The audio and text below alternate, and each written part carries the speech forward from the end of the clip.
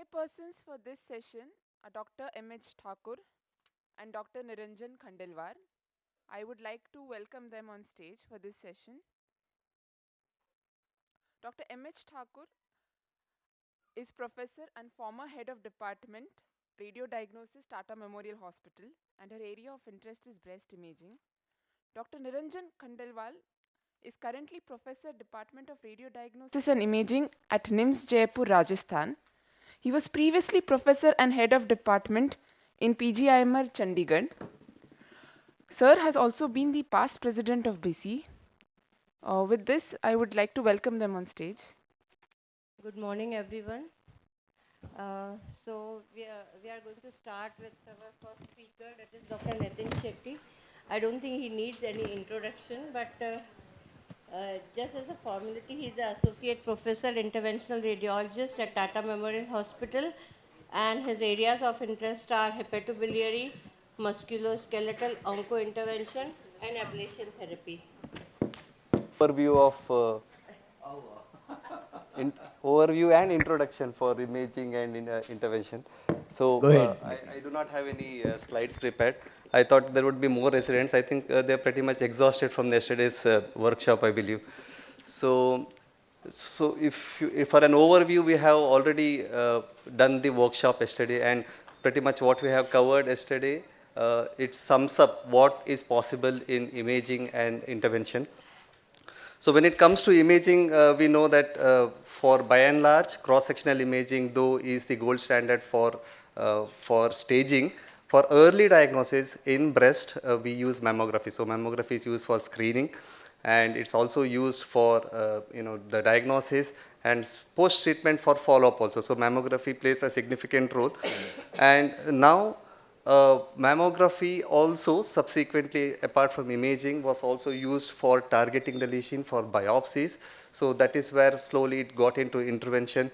And now a significant portion, like we had yesterday on the consensus meeting, where more and more the biopsy and the VAB is getting involved in the decision-making paradigm. So mammography is one modality which is both used for imaging as well as for intervention. The second one, of course, we know we have moved away from using just a radiograph for chest screening and ultrasound abdomen for the staging of breast cancer. So mostly it is CT scan which is used by and large for the staging of the breast cancer. Of course, now, though it is not introduced in the guideline, PET-CT is being used more and more for detecting the early distant metastasis. But again, if you look at the guidelines, it is pretty much CT, thorax, abdomen, and pelvis that is used. MRI, apart from the diagnosing, the diagnostic part, and for doing the biopsies, either by VAB, there is not much of role of MRI in distant staging. So ultrasound, yes, ultrasound, the sonography, again, it not only aids in providing the diagnosis of cancer along with the mammography, the sonomammography, it helps in giving an appropriate diagnosis. Again, sonography is used mostly in the present context for identifying the lesion and targeting it very well. Again, this is where it has contributed for in the intervention part. Be it an FNAC, be it a core needle biopsy or a VAB. So that's how the ultrasound modality has contributed. Now just recently I did read about the PET mammogram that is making some headlines in the West, wherein they are combining the PET, the low dose PET with the mammography. Let's see how that would fare once it comes into regular clinical utility. Now, moving on to the intervention part, again, for a large, the late 90s and the early, the 21st century, it was mostly limited to diagnostic, and subsequently, with the improvement in the technology, with the advancement of the hardware, the basic intervention, that is the biopsies, became much more accessible, much more easy, much more targetable. So, image guided the intervention started off with those things, and now we are talking about excision. So we are talking about complete cure. We are the fibroadenoma excision by VAB. It is pretty much being done more and more as compared to surgical excision. Uh, when we move to the cancer part, now there are a lot of trials that are being done for which has proven again the safety and efficacy of cryoablation in early breast malignancy. So from just core biopsies to VAB, VAB for, biopsies, VAB for excision, and now we are talking about cryoablation for early stage breast cancer. So I think in the last decade, the breast imaging and intervention, it has moved significantly. It has, I would say, there has been a vertical trajectory, very fast it has developed. And it is required that we all of us are aware of what is the potential, what's the scope of imaging and intervention when it comes for the breast diseases. And the next 2 days of session is you will be all exposed to the same thing. You will know what the potential of the breast imaging and intervention has. And again, wishing you all a very good next 2 days, and please do enjoy the scientific feast. Thank you.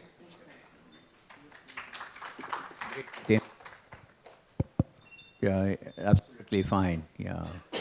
So that's a great introduction to the subject. Yeah, without slide, and I love it. No, the way he spoke about it. Thank you. Thank you very much. So we move on to the next program is on ultrasound guided cord biopsy. No. Aparna wala. Okay. Right. Yeah. So okay. Mammography guided hook wire localization, and we have Dr. Aparna and Dr. Janki who will be doing the demonstrating the technique. And Savita will be moderating them if they are going away from what is happening, right? So, Dr. Aparna is an assistant professor in the Department of Radiodiagnosis in TMH, and of course, her area of interest is in body and breast imaging. And Dr. Janki, as you all know, very active member in BC, senior consultant radiologist in Kochi, and of course, he is the in charge of breast imaging intervention. And we all know Savita very well. She is consultant radiologist in Bridge Candy. Her area of interest is huge. Right. So let me welcome Aparna and Janki on the topic of mammography guided hook wire localization. So nice to see so many faces early in the morning. Okay, so this talk of mine is just to introduce you to what Dr. Aparna has done yesterday. So today actually yesterday they recorded a video on a live patient, and she's going to show you step by step on how this mammography guided hook wire localizations need to be done, right from starting with looking at images and how do you talk to the patient, what is the pre-procedure planning, what you do during the procedure and after the procedure. You probably heard this talk yesterday, but I'm going to just go through it stepwise. So when you see the video, you can relate to what she's doing. Okay. So as I always say, this is my favorite Pink Panther slide. It's a teamwork between the radiologist and the histopathologist and the radiologist. So what are the indications for hook wire localization? They are suspicious calcifications and post-NACT clips. Now there are special cases in which there are areas of distortion which are seen on the mammograms. Now, so what we do is you do a targeted ultrasound and locate the concerned area. Then a hook wire localization, ultrasound guided, is done because it's easier to do an ultrasound guided hook wire localization than a mammography one. Once you're sure that the tip of the hook wire is within the lesion, what we do is we take a mammography image and confirm that we have targeted the right area. Now, always tell you all, whenever you see mammograms, make sure that you do a spot magnification view, because when you look at the calcifications, you have to understand what their morphology and distribution is. And according to that, you know whether they are suspicious, and then you have to assign a BIRATS category and give a recommendation for those calcifications. Now, according to the fifth BIRATS edition, earlier we had calcifications which were benign, then you had the intermediate concern ones, and then you had the ones which were suspicious. Now they have clubbed them into only two categories, which is benign and suspicious morphology. This is because 13% of coarse heterogeneous, 21% of amorphous calcifications have this positive predictive value for suspicion for microcalcifications. So you have these four categories, which are coarse heterogeneous, amorphous, fine pleomorphic, and fine linear or fine linear branching calcifications, out of which the last one is highly suspicious for malignancy. That's why we put it in BIRATS 4C, because highly suspicious risk is 50 to 95%. The others, you put it in BIRATS 4, but nonetheless, all of them you need to do a biopsy to know what whether they are benign or malignant. These are a few examples. So as I said, we look at distribution and you look at morphology. So there's a grouped distribution with coarse heterogeneous. Then you have segmentally distributed calcifications, which are amorphous. These are grouped calcifications, which are fine linear, fine pleomorphic. And then you have these segmentally distributed calcifications, which are fine linear and branching. Now, it's very easy to say, okay, just put in the needle, but what goes on before the procedure is very important. If you've done the mammography at your institution, you're very confident. You know, okay, the calcifications are here, I'm going to target these. But if you're a tertiary center, you get a lot of referrals from outside. So whenever you have scheduled a wire localization, see that you call for the images at least 2 days prior. So it's not a big surprise, because patient has already got admitted the previous day. She's for an OT in the morning, and then suddenly you have not seen the images, and then these images come to you. You do your basic craniocaudal and ML views, and you say, oh God, where are the calcifications? I don't see anything. The whole thing is a total waste. So very important to know where they are, because sometimes you have dermal calcifications. As I said, you have to see it in both craniocaudal and mediolateral views. CC and ML, not MLO, because you need exact orthogonal views to know which is the shortest distance from the skin, so that you know to plan your approach. And yes. So this is principles of stereotactic, because you do two planar radiographic views acquired at 15 degrees of these radiologically visible objects in 3 spatial dimensions. This is the basic principle of stereotaxy. You heard that yesterday. This is the machine here. You have the readout unit, you have the needle holder, you have a paddle with a little open window here, and this is the detector. These are the breast biopsy paddles which you use. This is the standard one, and this is if you are doing bracketing or the area is bigger, then you use a wider paddle. So pre-biopsy, a day prior, you tell your technician to do the quality assurance software. Make sure that the system is functioning, because morning the patient will come and then you'll say, oh God, this thing is not working. So you have to do the QAS a day prior. So this is how they do the QAS. This is the Copans needle which we use. There are many needles which you use. You have the Bardia, many vendors now. We use the Copans needle. They come in 3 sizes, 7, 9, and 11 centimeters. You can have them 20 or 21 gauge, but we use this one. This is where the hook to the thickened segment is 1 centimeter operating, and he comes while dissecting, comes to this thickened segment, he knows that the tip of the hook wire is just 3 centimeters away. Now, this, how we select cases. These here you can see calcifications which are grouped and fine pleomorphic. What you'll do next, you'll do a spot magnification view in the CC and ML. Then you will measure this distance from here to here and here to, which is closer. So you can, so this localization is done with the patient sitting upright in the craniocaudal position. Entry of the wire will be superior to inferior. However, in this case, the calcifications are inferolateral. So which is the shortest distance? When you do the spot mag view, you're seeing these calcifications which are linearly distributed, they are fine pleomorphic. This is a longer distance for your wire to travel. This is shorter. So what you do, you turn the tube 90 degrees and keep the window open laterally, so your approach is going to be lateral to medial. So let us look at the steps, the procedure step by step. Pre-procedure, I think Dr. Aparna is going to explain to you.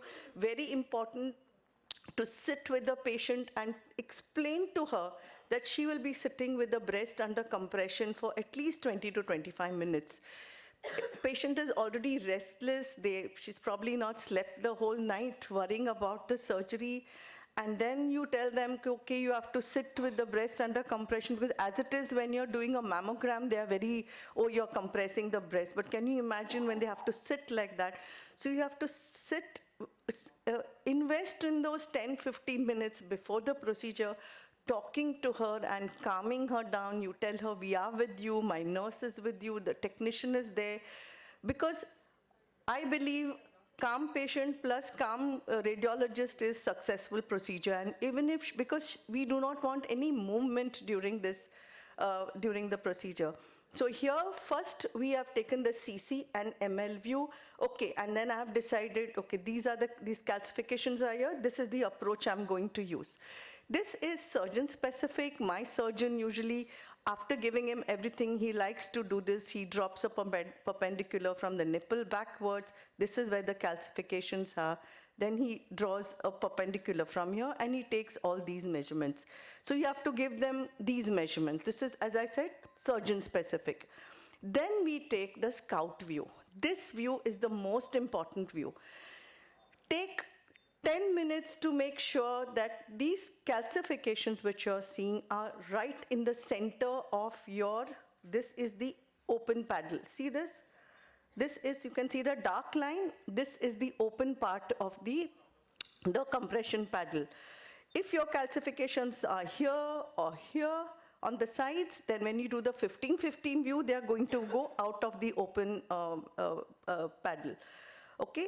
So take this, take your time. Now you're 100% sure in the scout view that the calcifications are in the center. You take a sketch pen and mark the inner window. Because if the patient has moved even 1 millimeter, all your coordinates can go wrong. Okay? Then we do the 15-15 degree view. This is what the 15-degree view looks like. These are the calcifications here. So you put the cross wire. Now, important to remember, the cross wires have to be put in the exact same point in both 15-15 degree views. You can't just say, okay, this is the area, I'll put it there. No, you'll never be able to do it right. So once you do that, you say, okay, this dot I'm going to put the wire, cross wire here, and this dot here. Make sure when you do that, it shows up on this, and also on your scout, you will see the cross. So now you're ready. So you clean and drape the area, everything that Dr. Aparna will tell you. Keep the coordinates at 0, 0, 0. You fed in the X and Y axis, the machine is going to give you the depth. Then you put in the needle. Okay, you talk to the patient, and one stroke, you put the needle in.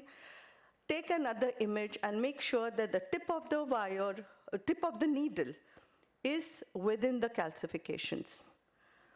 Then you deploy the wire and take the needle out. Take your 15-degree views for the hook wire. Now you're very sure the tip of the hook wire is there, but we always take a straight view with the hook wire. Once you're sure that is there, then you release, take the patient out. And because we've done the hook wire localization in the CC projection, you're going to do a straight lateral view, and this is where the wire is. These are the calcifications, so we have successfully placed the hook wire properly. You measure the distance from the skin to the tip, because all this information you're going to give the surgeon. The length of the wire inside, you tell him, okay, many a times the wire has fallen short because when you're releasing the breast, the wire springs up, or because of the accordion effect, the wire goes beyond. Wherever the wire is, where the tip and the tip to lesion, you have to tell the surgeon, okay, this is here, so he knows exactly what to do. Last but not the least is the specimen radiogram. Now, the specimen radiogram will tell you excision of the mass, the calcifications, whether the hook wire is out, and the free margins. Okay. Now, when you do a specimen radiograph for calcifications, I usually put a spot magnification view. I do put the magnification attachment because many a times the calcifications are very faint and you're not able to see it so well in the normal view. So, and this is like you have to tell your staff, as soon as the specimen comes, let me know, because our surgeon is waiting there in the OT to hear from you. Because once you tell him that, okay, you know, you've done a good job, everything is fine, that's when he starts proceeding further with this surgery. So we usually take 2 images we give. One, we send it to the histopathologist because they know what we have, what the specimen contains. Second image, we usually send it to the theater for the surgeon to see. Now, as I said, I'm repeating this, if you're doing the wire localization, lateral to medial, okay? So your patient is sitting upright and you're putting from the side. So the check view will be done in CC projection. As opposed to if you're doing a craniocaudal wire localization, check view is going to be done in the lateral view, okay? So now there are 1 or 2 situations, okay, this I'll tell you is, second is localization of the clip. Now, this was a patient, just showing you a case, mass here, and patient was put on 2 cycles of NACT, the mass resolved. Now, many a times, after the mass is resolved, then you have to revise the area of the surgical bed. So, what we do is, the surgeon will always send you the patient a week before. You will look at you'll do an ultrasound first. Many a times there's a small residual hypoechoic area and you can see the clip very nicely. So obviously you're going to prefer putting the needle in ultrasound guided. So in this case, the mass had shrunk. I could see a small area where, okay, this is where the clip is. Put the wire ultrasound guided and take an image, mammography guided image. So you're very sure that, okay, this is where it is. So this is where the hook is, this is the clip, and you've done a good job. Many a times there is no mass. So then you follow the same step as what you're doing for calcifications, okay? And this is where the clip is. This is the tip of the wire, and this is where the clip is, okay? Sometimes you have areas of architectural distortion. So when you see architectural distortion, do a targeted ultrasound. Sometimes you say, okay, I can see this. When you see it, this was a case where you can see architectural distortion here. You did a targeted ultrasound and you can see the lesion. So what you do again, put the wire ultrasound guided and take 2 mammo images, okay? Then you put 2, before and after one, side by side and say, okay, this was the area of distortion, this is where my tip of my wire is, and I have done it properly. Many a times you will not see the architectural distortion on ultrasound also. Then we look for different landmarks. Here is a small dot of a focus of calcification. That is enough for you to do this mammography guided. So we did this mammography guided. We found that small dot. We said, okay, we'll do that. This was and that is the specimen. So when you do a specimen, you see a lot more. See, you didn't see all these calcifications that were there. We did a spot mag of the calcification. You see all these calcifications. So then you take one landmark point and go ahead with the mammography guided hook wire. Last but not the least, as I said, all specimen radiographs, you do a spot magnification view for calcification, verifies the removal of lesion and wire. Important to tell the surgeon that if you find your calcifications or lesion abutting the margins, and you have either in the form of a thread, or my surgeon puts a single clip and double clip for superior and lateral. You tell them near which margin those calcifications are. You'll say, okay, they are at the margin. I think you need to go in a little more and remove a little more of tissue. Okay, so that information you have to give the surgeon. It guides the pathologist to the lesion, and of course, you see many more unsuspected lesions. These are a few examples of the specimen.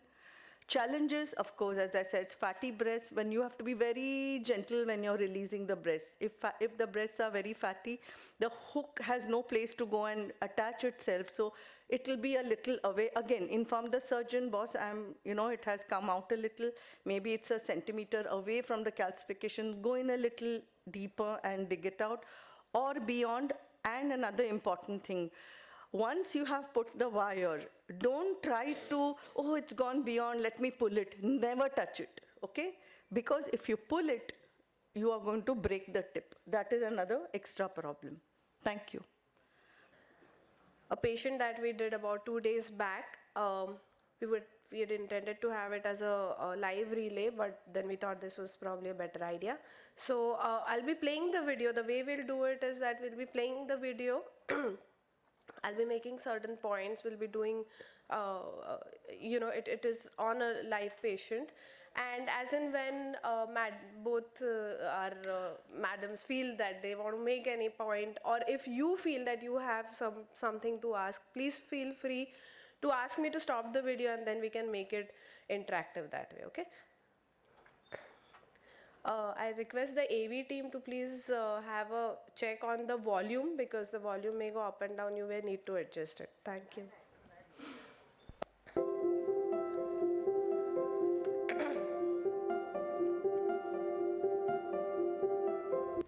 So hello, so now we're going to do wire localization of some suspicious calcifications in the right breast in this patient. So basic history that this patient had undergone left MRM a few years back, and now till 2021 the follow-ups, all mammograms were clear, but now she's come about 3 years after her previous mammogram, and we are seeing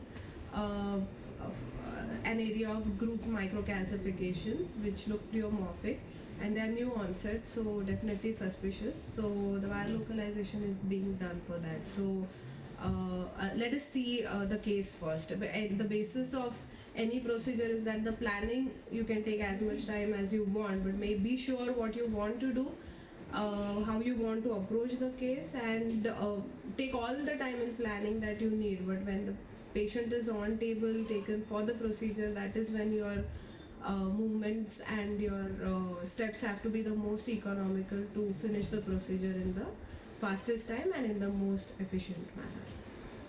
So let's have a look at the images to understand what we are going to do. So this is the mammogram of 2021, the CC view, where everything looked clear.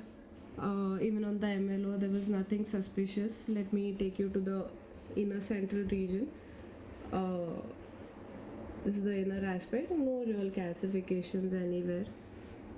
So this was 2021. Now let's go to 2024, which is now, and what we have in store for us. So this is the CC view of 2024, the present CC view, and here you can see these pleomorphic microcalcifications. They are new in onset. Let's magnify a bit.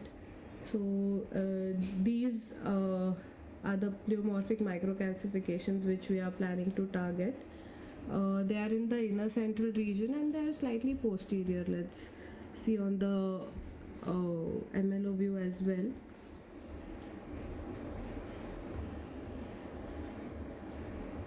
So that's where they are slightly posterior, and they are in the inner central region.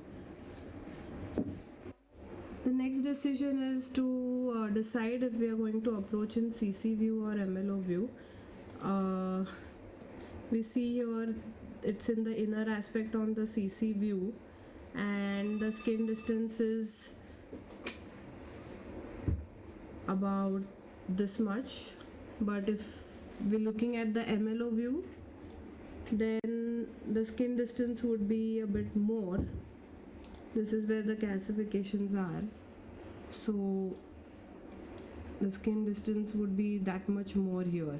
So we have to look at the least skin distance that is there. It is also preferred by the surgeons that the skin distance is less, so we decide that the advancement of the wire would be in the CC view. So this is the inner aspect, so we'll be advancing the wire from here. So we are taking the skin distance now from the CC view. So these are the calcifications here. We've reached the calcifications here, but we do go 1 centimeter deeper than that because we want the thick portion of the hook wire to be in the region of the calcification. So somewhere here is how much the skin distance is, and it is about 4.4 centimeters. So we keep that in mind before we start the procedure. So now that we've made sure what we are supposed to do, we've seen the images, reviewed everything, comes the important part that we take the informed patient consent. Make sure that the patient understands the procedure, understands that there will be no anesthesia, because once the patient knows what is happening, that's half the battle done. Make sure that the patient knows that she's not supposed to move too much because that will unnecessarily delay the procedure. Most, if not all the patients, most of them cooperate beautifully if they know what is supposed to be done by them and what we are going to do. So that's, like I said, half the battle won. We take the vitals, we make sure that everything is in order, make sure that the OD people are ready to take in the patient once we have put in the wire, because we do not want there to be too much delay between the hook wire localization and the patient being taken on table on OT. Because the more the delay, the more there is a risk that the wire may get dislodged or something like that. It is important that your technologists and you are in sync with each other when you do the procedure. The first thing that they have to ensure is that the auto compression is off, because we need constant compression throughout the procedure. So even after the shoot is taken, the compression should not be released automatically. So that needs to be taken care of. So this is Copan's breast lesion localization needle that we will be using. It is 20 gauge. The wire length is 35 centimeters and the needle or the cannula length would be 15 centimeters.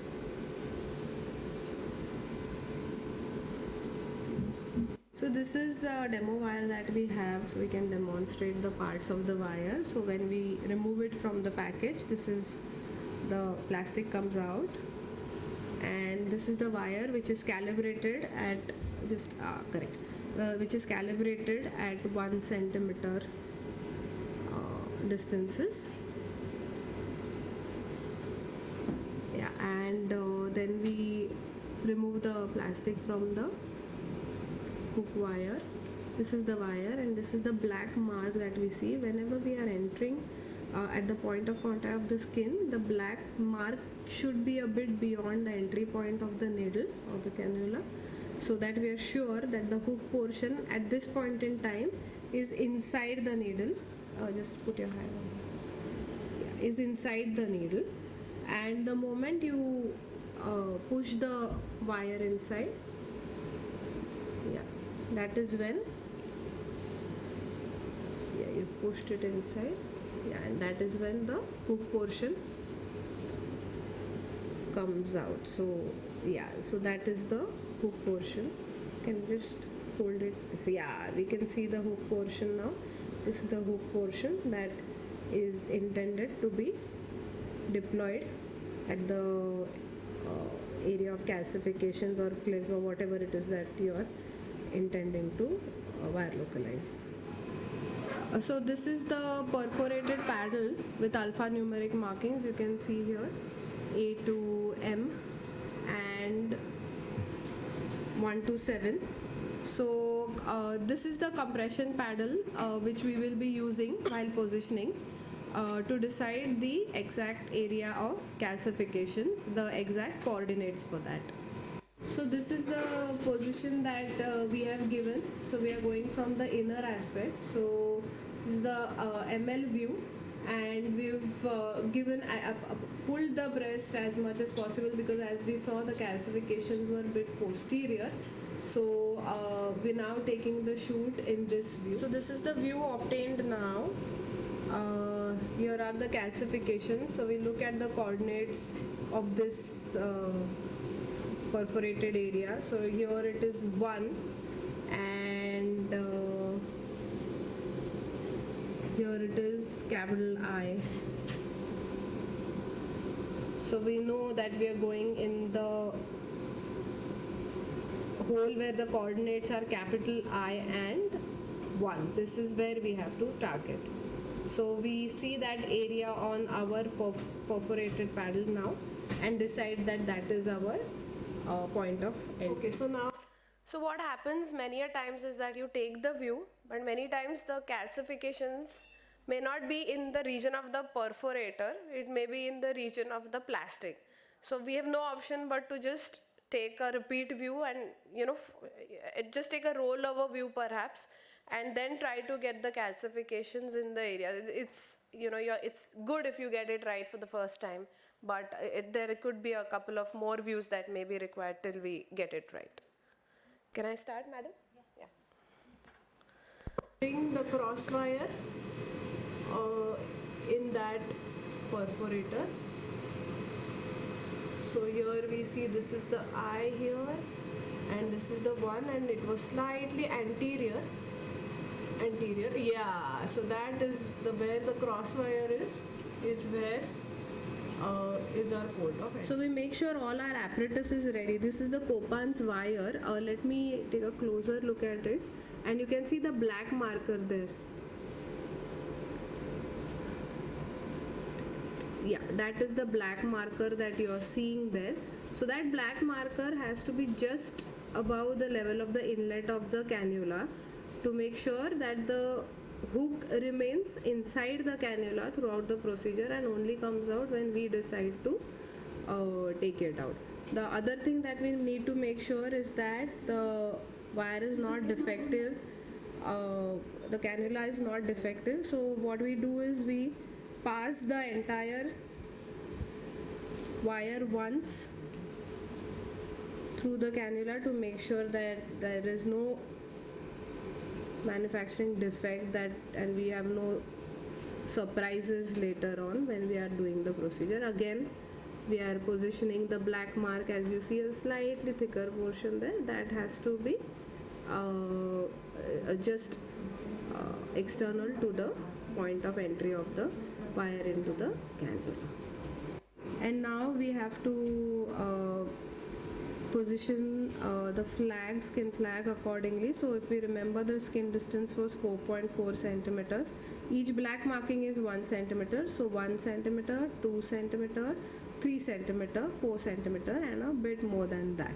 So we have to make sure that we are not going beyond this flag mark. This will just serve as a guidance for us. So now we are cleaning the site of entry and some adjacent area as well, making sure that everything is sterile. We warn the patient that there will be a small prick, and this is where the site of entry is. We do not put the entire length 4.4 right now, just put a little bit, and that's it, and we now take a check shoot. So this is the check shoot that we obtained. It's not always entirely clear as to how the point of entry is, because everything is in one plane, but it will all become clear when we now take the CC view, in which we are going to advance the wire. The compression is now being released. Can we get a mic, please? Handheld mic.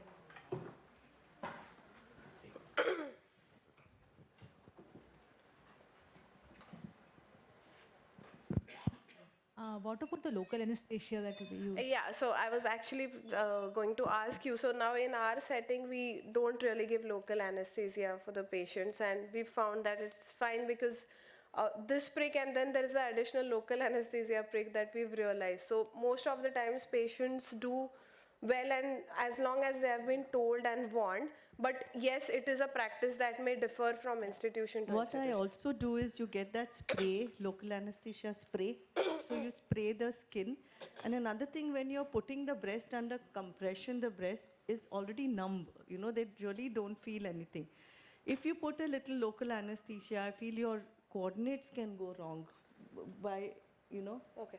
So, I mean, it's institutional practice, I guess. A wheel of 5 ml can be just given because some patients are extremely sensitive. So a wheel can be raised. Like we can just bend the needle, put in and raise a wheel. So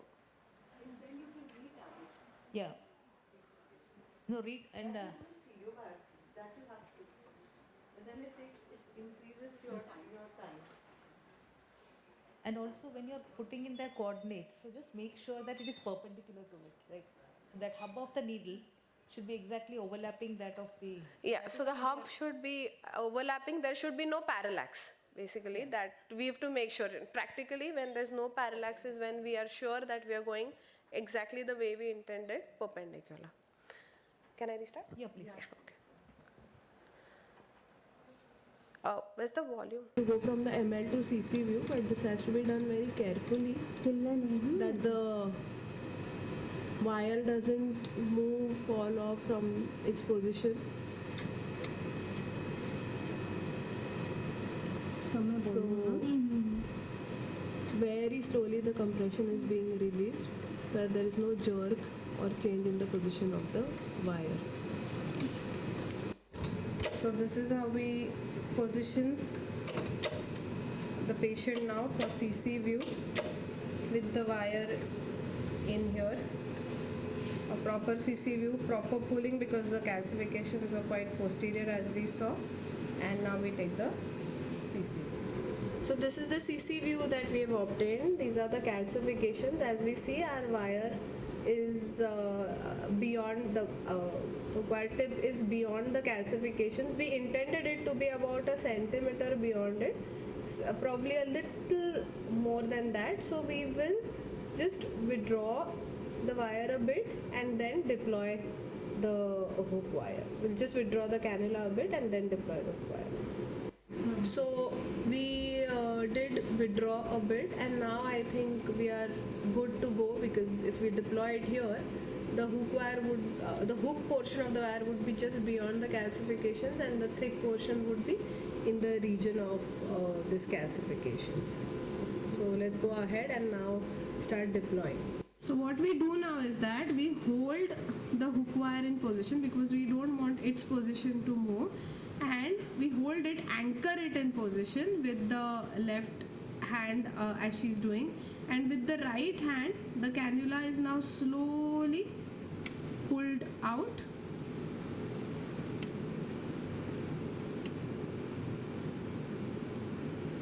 Yeah, and after a while we just test if the hook wire has been deployed by giving a slight gentle tug to the wire.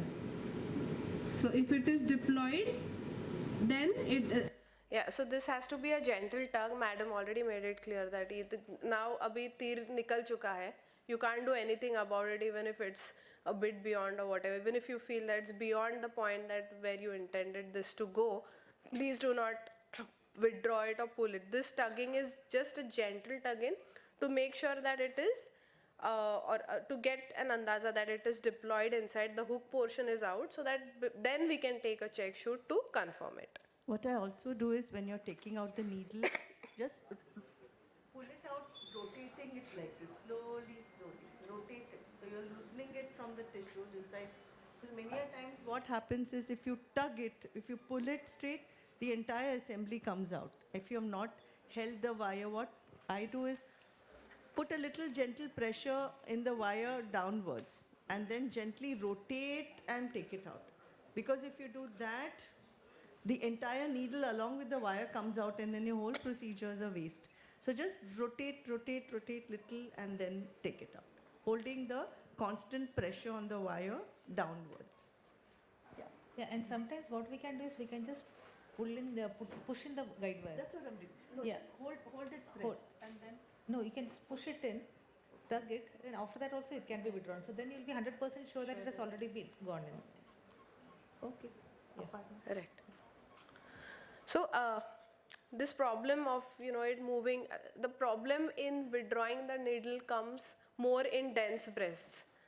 In fatty breasts, in fact, you are more worried that ये इतना fast निकल ना जाए. I mean, you don't want it to come fast. So it depends on the type of breast parenchyma. Volume. Then it will not come out. If it has not been deployed, the hook is not out, then it will easily again come out through the cannula. So then you know that it's not deployed yet, and we still have to pull the cannula a bit. So right now when she's tugging at it, it's not coming out. So I think we have deployed it. We confirm that with the view. Yes, so now we confirm here this is the hook portion of the wire and it has been deployed. So now the wire is not going to move. It's anchored to the breast tissue. It is sometimes a bit tricky in fatty breasts where despite it being deployed, the hook portion being deployed, sometimes the wire does move if it's an excessively fatty breast, but this particular patient we don't foresee that happening. So now that the hook wire has been deployed, we now can pull out the entire cannula. So now we still, with the left hand, we still are anchoring the hook wire, and with the right we are slowly pulling out the cannula. Yes. So now the cannula is out, the wire is in. We take a check. So this is our check shoot. Let's just magnify this area a bit. Yes, so we see that these are the calcifications here. They have been targeted well, and this is the thick portion of the wire which is in relation to the calcifications. So when we guide the surgeons as to what has been done, we tell them that the calcifications are anterior to the thick portion of the hook wire. So this is the flag that we put there at the site of entry. We put a flag here around the wire entry point because we do not want the wire to move, but in case it moves, at least the surgeon should know that this was actually where the point of entry of the wire is. And this is the way we do the dressing. The important thing is that the wire should not move till the time the patient reaches the OT, and we need to be sure, and the patient also should be instructed to not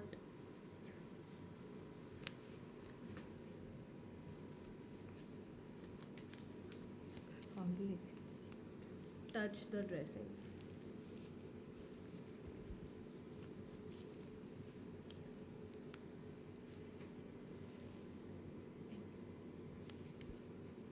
So this is how we secure the entire procedure. These are perhaps the most important steps. So this is the final image that we've obtained. When we send the patient to the OT, we have to inform the surgeons, and like in this case, we have to inform that the calcifications are just anterior to the anterior portion of the the anterior segment of the thick portion of the hook wire. As we can see, this is the thick portion here, and the calcifications are just anterior to it. It's important so that the surgeon knows how much to excise. So one important thing is regarding vasovagals. So whenever you are doing the procedure, we always put a pulse oximeter, you know, the patient's O2 and the pulse. Keep talking to the patient, because anytime you feel a vasovagal coming, don't panic. Just make sure that you recognize it when it is coming.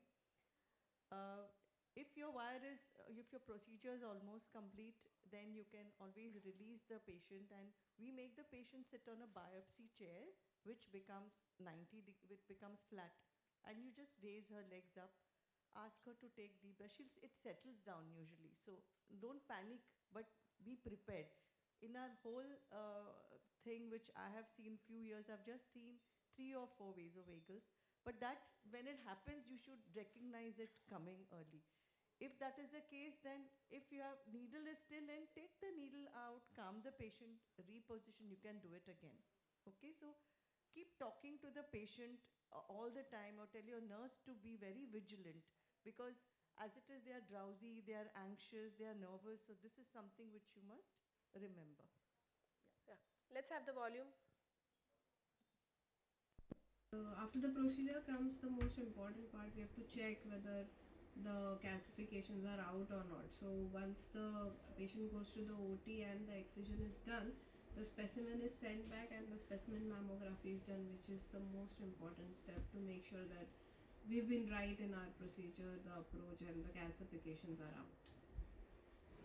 So the specimen has now been excised and has been sent for specimen mammography to make sure that the calcifications are out. The orientation of the specimen prior to taking the image is important. So we are seeing that this is the lateral aspect, this long lateral wire.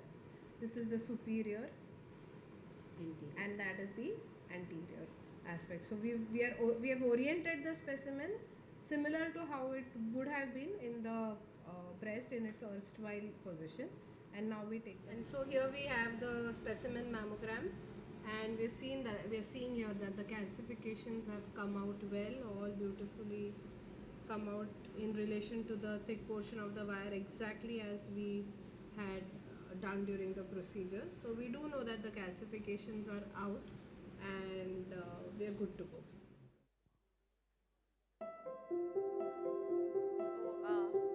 Thank all of you for the patience. We now will begin with our inauguration ceremony. A very good morning, everyone.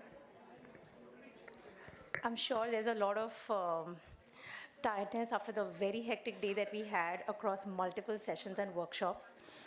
I am Dr. Palak, professor in the department here, and on behalf of our organizing committee, I express our immense pleasure to see you all. We express our gratitude to you for coming from various parts of the country and gathering here at this conference for an enhanced learning experience through workshops, scientific lectures, multidisciplinary panels, and prospective discussions exchanging ideas and wisdom that is gained over the years by our esteemed faculty. Yesterday, we had enriching workshops and personalized education and training across parallel 15 sessions under diagnostic and intervention categories. We proceed to the inauguration ceremony, and I request our dignitaries, Dr. Sudeep Gupta sir, Dr. Banavli sir, Dr. Badve sir, Dr. Kailash Sharma sir, Dr. Suyash Kulkarni sir, Dr. Thakur madam, and Dr. Nitin Shetty sir to kindly join us on the dais. Sharma sir, we request you to come to the dais, please. Sir, please. The days are always welcome, so please come.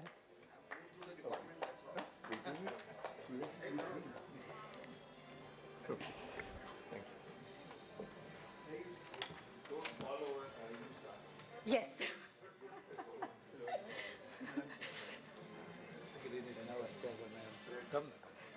Sharma sir, Sudeep sir, don't fall over.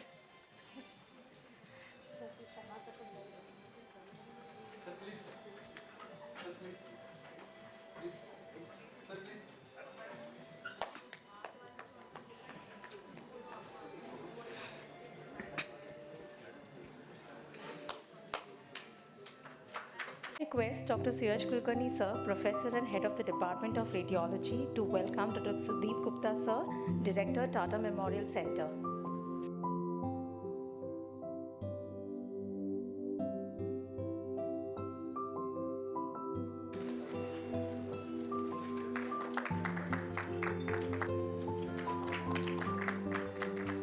request Dr. Nitin Shetty, sir, to kindly welcome Dr. Banavli, sir, Director of Academics at Tata Memorial Hospital.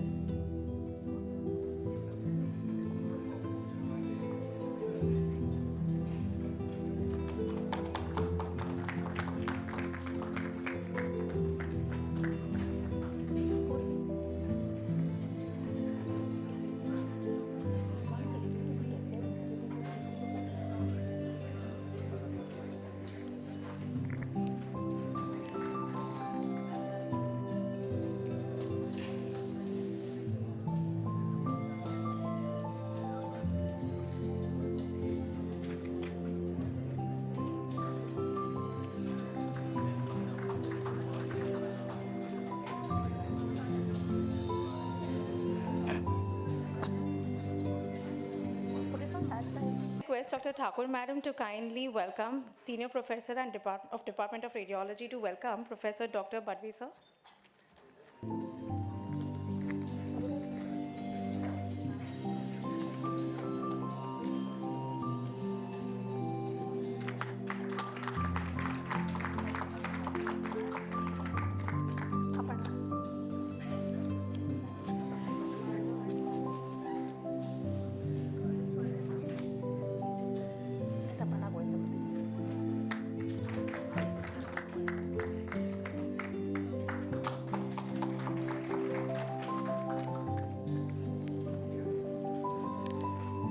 May I also request Dr. Suyash sir to kindly welcome Dr. Kailash Sharma sir, Academic Dean of TMC Projects.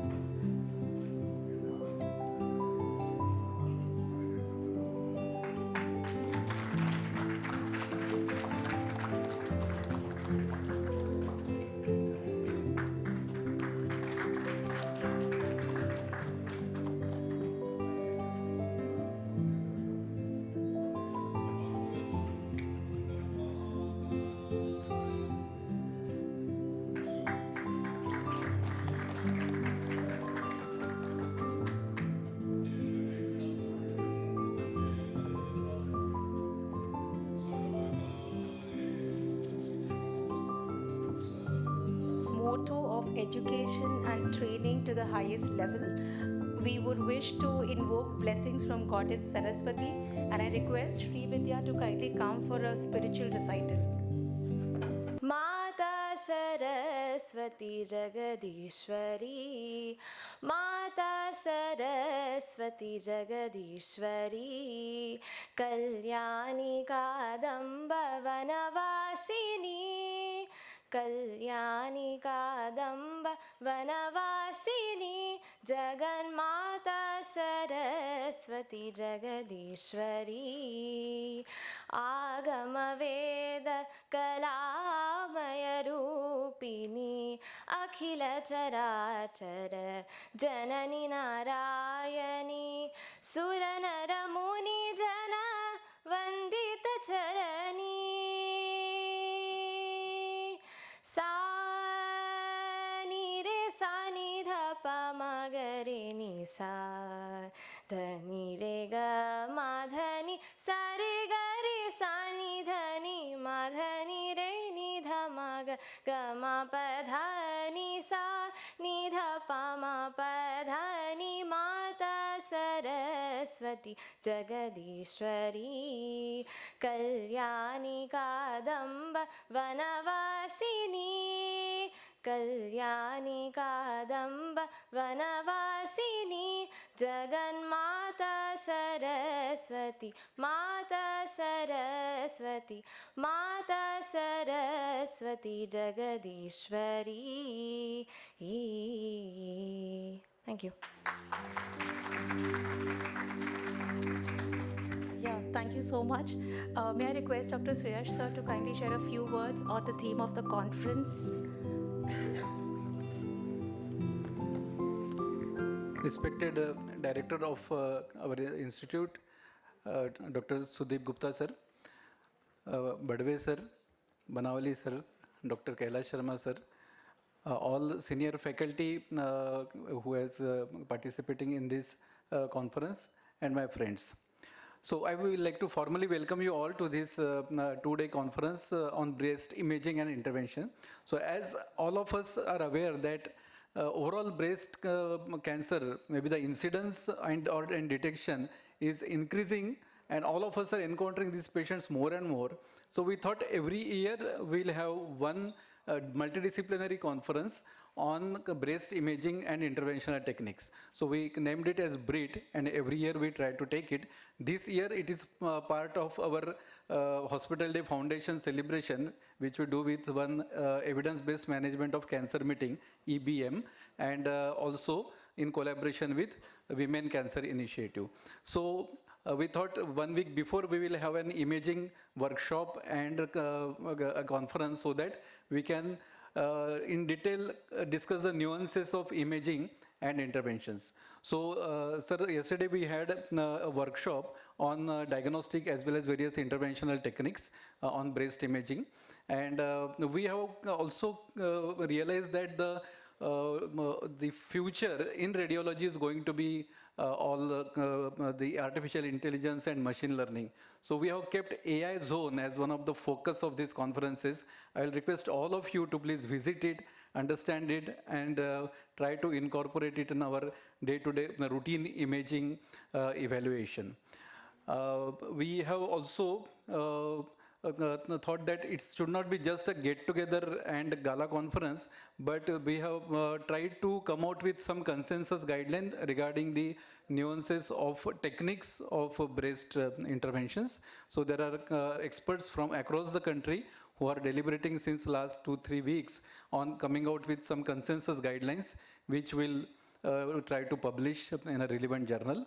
And we also made a small booklet which has compiled all the important features of imaging and some annexes which have got the formats of our structured reporting or synoptic reporting that we follow at Tata Hospital, and also the various SOPs of the procedure and safety checklists that we follow before doing the procedures. So we'll share with all of you.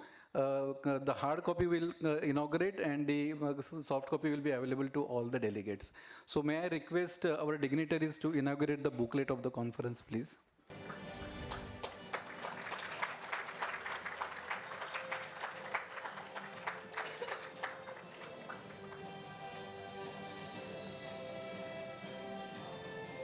Thank you very much, sir. We are going to keep this program short because all our directors need to go to further commitments. Gupta sir has to go to Kharghar, and Badve sir, I would like to thank all of them from the bottom of my heart. Badve sir is going to operate immediately after this my mother-in-law who got detected with breast cancer. So we are really indebted with the support that they give us on all the fronts, the personal front as well as academic front. So thank you very much, sir, for gracing this program. And I will hand over the next program to Dr. Palak. Thank you so much, sir. May I request Dr. Sudeep Gupta, sir, to kindly share a few words to enlighten us on the management of breast cancer and integration of breast imaging unit in the journey of a breast cancer patient, right from detection, diagnosis, staging, surveillance, and further protocols. Thank you so much, sir.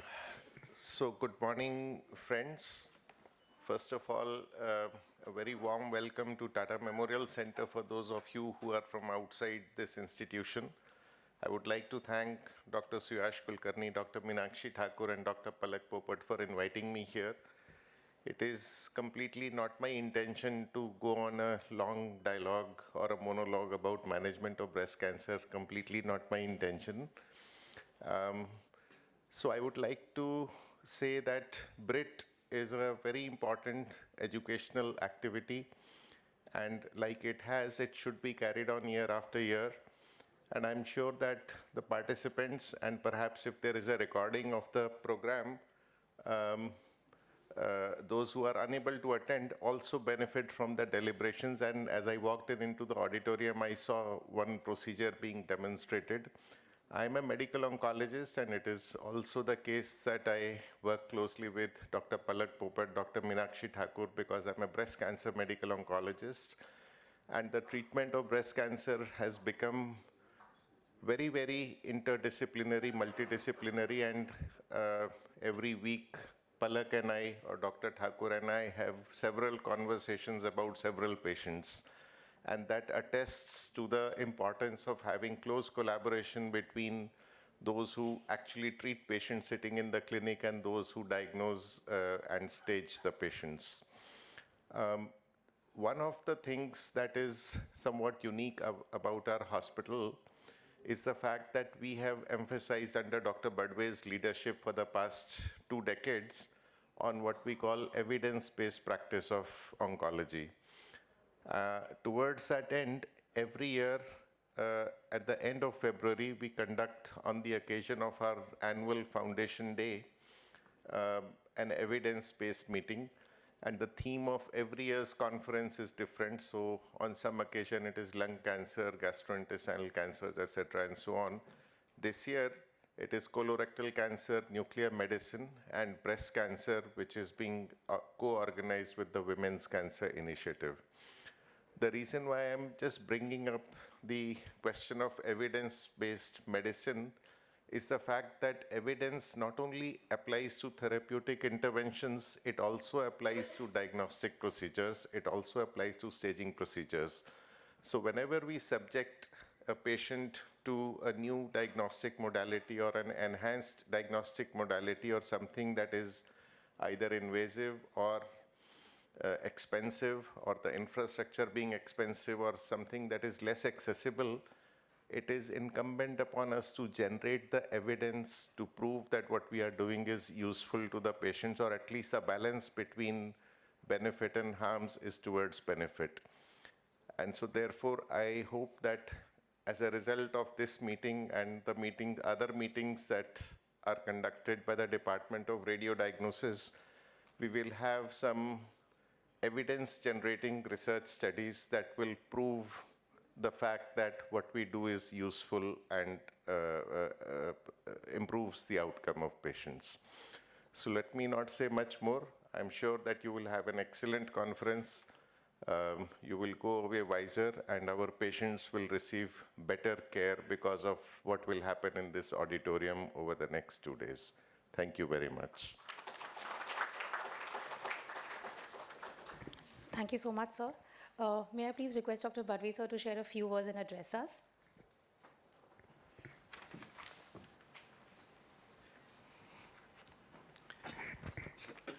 Good morning, and breast cancer is my area of work, so thank you very much for arranging this meeting. The primary focus of our existence is our patient, and either improving survival or improving quality of life. And the third component is reducing the expenditure in the pockets of anybody. All these three are important components of whatever we deliver. And each component complements the other individual who is supporting this effort towards increasing cure rate. And there hasn't been a greater cooperation than this between radiology and surgical interventions as far as breast is concerned. Other than probably some GI areas, there hasn't been such a fantastic collaboration which has improved the outcome for our patients.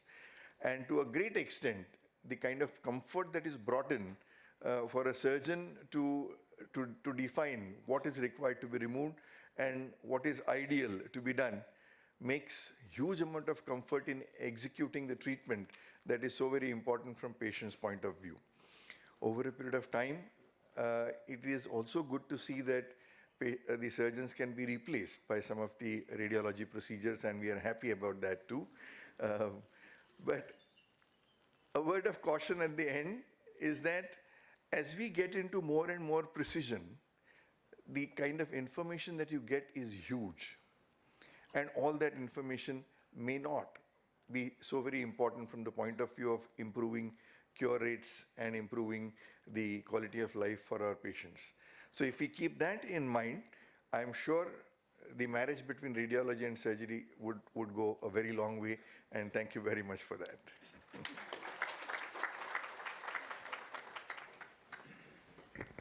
Thank you so much, sir. I mean, all of you all for sharing those pearls of wisdom, I would say, because eventually what we see and put down on a paper with the long reports, it is these pearls of wisdoms which then eventually get woven into a nice necklace, and that's the final piece put together for a clinical outcome.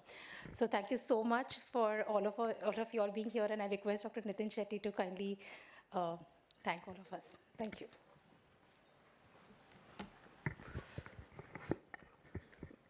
Thank you, Palak. So before I give my vote of thanks, I just welcome you all, and please have a seat over here. There is a lot of space that is empty. Please. So at the outset, Gupta sir, we know that you have got a commitment to attend, and thank you so much for accepting our invitation and being the part of this inaugural function and the proceeding. Thank you so much. Like Kulkarni sir mentioned, Badwe sir has a surgery to perform. Now and again, he has kindly accepted the invitation to give an oration on the role of screening in India. So he has attended the inaugural function. He is going for a surgery and then coming back again to give the oration. So that shows his commitment both towards the service as well as education. Thank you so much, sir, for being here. We have our ex-director of academics, Dr. Sharma, as well as the present director, Dr. Banawali. Both of them, they have played a significant role in imparting education from Tata Memorial Hospital, and the very fact that we are able to conduct the conference focused only on breast, not just radiology, only on breast, it just shows that how much committed they are, so that individual organs, individual disease management group get the attention. Thank you so much, both of you, sir. Thakur madam, I think many of the residents who are here, your teacher or their teacher, she would have mentored all of them, and in that way she would actually become a grand teacher or a great grand teacher. And thank you so much, madam, for being over here. I think she has she has head the department of Tata Hospital, and she has been instrumental in expanding the department and also imparting the knowledge in breast imaging. Thank you so much, madam. And now the present head of our department, Dr. Kulkarni, let me say that was his effort that we are able to not only contribute for the imaging part, also establish the interventional arm of the breast division, breast imaging.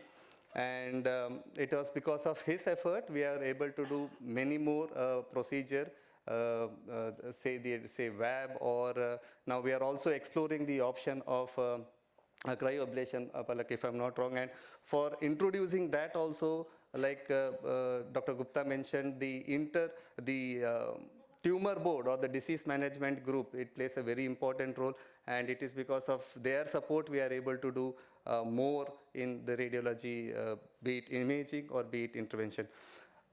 So thank you, Suyash sir. And again, the scientific content, if you see the sessions that have been planned, is been very meticulous. So I thank the scientific committee who has put in the effort to make the sessions very interesting.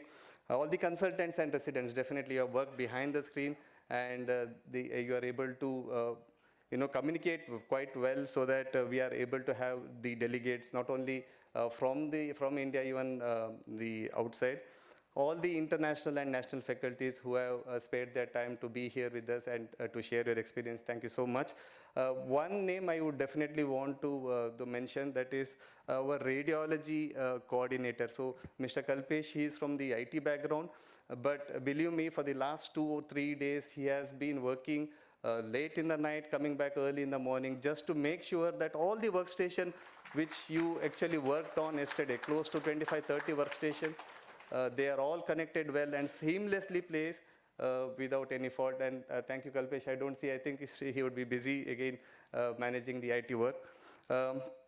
Thank you, and all the administrative, the department, IT, engineering, and the academic department. Thank you so much. The security services, the Medivision team, the audiovisual, hospitality team, and catering. Thank you so much again. And I would be failing in my duty if I don't give a big shout out for the industry for their support. A lot of hardwares, lot of workstations you have brought over here. And yes, yesterday was just the workshop. And I request you all to support us for the next 2 days. And to all the delegates who have gathered here, have a wonderful next 2 days of the scientific feast. Thank you. Thank you so much, everyone. And just a small note, so I got to know later that in the last 12 years, this is the second largest workshop in India that has been conducted, with about 27-30 monitors coming in and having personalized case-based reading sessions for all of them. So and that thanks goes from the admin and the support and the academics to let us take a shove for taking it further. Thank you so much. We can now move for a short tea break of 10 minutes, please, so that we can get back. We have a lot of cases to be discussed. Thank you. So we proceed with our next session. I would like to welcome the chairpersons of this session. So Professor Niranjan Khandelwal sir will continue as the chairperson for this session also. I would also like to invite Dr. Bhavna Sonavane, who is the professor and head of the Department of Radiodiagnosis, IGGMC Nagpur, to kindly be a chairperson for this session. And Dr. Udhaybhan Singh, who is the director and consultant of Lobun Star Diagnostic and Interventional Center. And after this, so I would like to request all the speakers to kindly limit to 10 to 15 minutes so that we can finish the sessions in time. Thank you so much. Over to Khandelwal sir.